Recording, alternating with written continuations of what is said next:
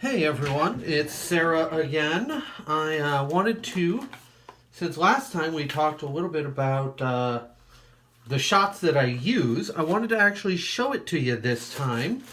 I figured, why not do a video of me stabbing myself in my leg, right? That'll be exciting, won't it? So you'll have to pardon, that's where my cat eats over yonder in the background. I'm just getting everything I need together. I tried this last week and it didn't quite work out as well as I'd hoped. So I apologize. If you are squeamish, one, I'm going to be in my underwear. Two, I'm going to be stabbing myself with the needle. So fair warning here before things progress any further. Cool? Cool. So I guess that's the hint. If for some reason you don't want to see these things, go ahead and log out or sign out or stop the video. Okay, cool. Here we go. So I'm going to have to check a couple things first. These are layers that I wear. I wear a lot of layers. I don't know how well this is visible. I wear compression shorts to help flatten everything out. And then I wear shapewear to help keep my belly under control. That's on a day-to-day basis. So let me just double check. I'm going to be leaning over a few more times just to make sure we're looking in the right place. Okay. There we go. You guys can see my leg. This is where I'm going to stab myself. Right here. Cool. Okay. So there's a lot of steps kind of that lead up to it. First thing, I need my leg. So if I have shorts on or whatever, I need to move them so I can get everything clean. Step 2, sterilize everything. Alcohol prep pads. There, yeah, I guess. I don't know. Hopefully you guys can see those. Not being able to see the screen while I'm filming is a little bit bothersome. So I've pretty much cleaned the whole area, and I try and make it a fairly big area because I know inevitably I'm going to forget where I've cleaned. And I'm just going to stab. I don't want an infection. Okay, cool. Clean. The next thing, here is my estradiol. Yay. But as you can see, the vial is open. So what I have to do is I have to clean the top here, so I'm not bringing anything there either. Plus, it helps waste a little bit of time while the alcohol on my leg is drying. Super exciting, I know. Okay, so I just kind of press it in there. I give it a good spin like it's a washing machine. Yay me. Okay. Step 2, done. Next step, here's the needle I'm going to use to draw. This is an 18 gauge needle. Now I use the 18 gauge because the fluid in the estradiol is so thick that it won't actually go up through the needle that I'll be using to inject myself. I always try and be careful to keep my fingers away from the top there, because that's where it'll connect. I know it's probably pointless, but I just want to try and avoid that if possible. This is the needle I'll actually be using to inject myself. This one is a 23 gauge. I sometimes use a 22 gauge, which has a slightly shorter needle itself, but otherwise is very, very similar in size. The store happened to be out of the 22s when I was there, so I just got the 23 because I didn't want to miss any shots. That's kind of important. So what's cool, okay, actually wait, let me get this ready first, because inevitably when you stab yourself you bleed, so I like to have a Band-Aid ready. And I usually leave it on just for a couple hours. It's kind of like when you give blood or get blood work done. Not a big deal. Cool? Okay. So this is where it's about to get gross. You've seen me in my underwear. You've seen me in my shapewear. Here's where I prepare to stab myself. And this is the exciting part.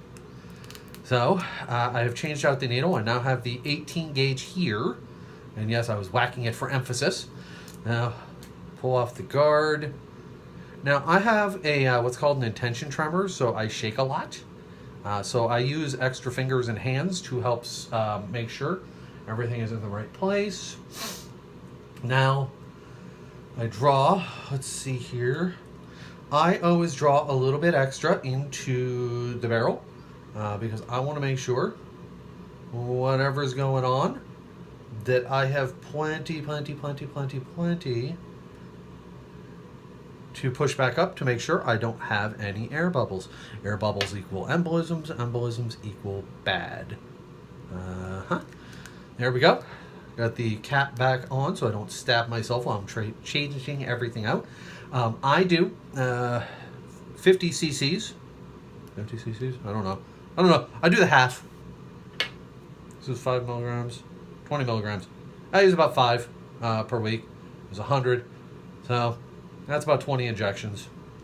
About 20 weeks. About 5 months-ish, more or less. Anyway, see? Not stabbing myself with this. Very thick needle. It would be very, very painful. Okay, back over here to the 23 gauge needle. Now, here's where we have fun, right? Because now I got to psych myself up. Most people, don't actually like to stab themselves.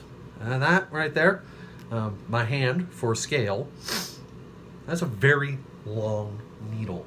There's also a picture of it earlier in my Facebook feed. So I give it a little tiny push, make sure that there's no air. I like to see a little drop of fluid. I don't know if you guys can see it. Yay me.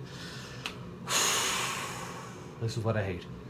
Only time I've ever passed out was not actually giving myself a shot. It was because of my spironolactone, which is also a blood pressure medication. Okay.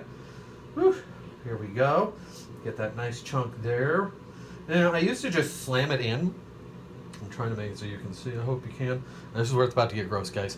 I used to just slam it in, but that caused a weird twitch through my system.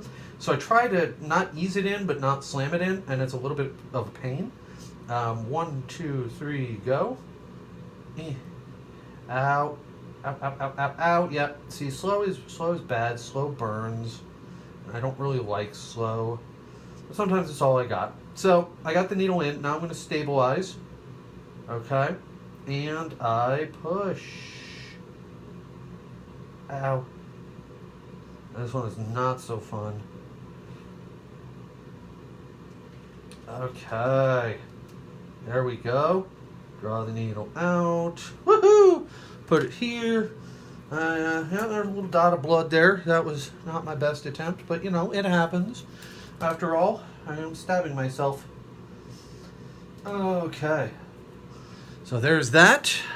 Now, my particular sharps collector, this is going to be too long. It's actually going to go past the fill line, so I actually have to separate them. They have a little sharps collector like you see in the doctor's office. And once that's full, it has a little mailback thing. And then I just go pick up a new one from CVS or Walgreens or wherever I happen to be using at the time. That's it.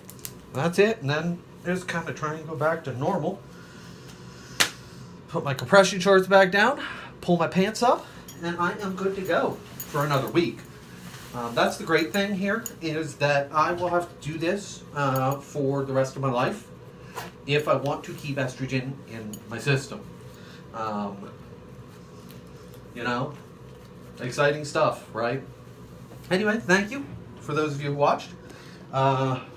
Thank you for those of you who didn't. This is kind of weird for me. I'm used to the other way around, so if I'm missing myself, I don't know what's happening here. Let's go up a little bit. I have a better upward angle. Anyway, I hope you guys had fun. Thank you for watching, and I hope to see you in a later video.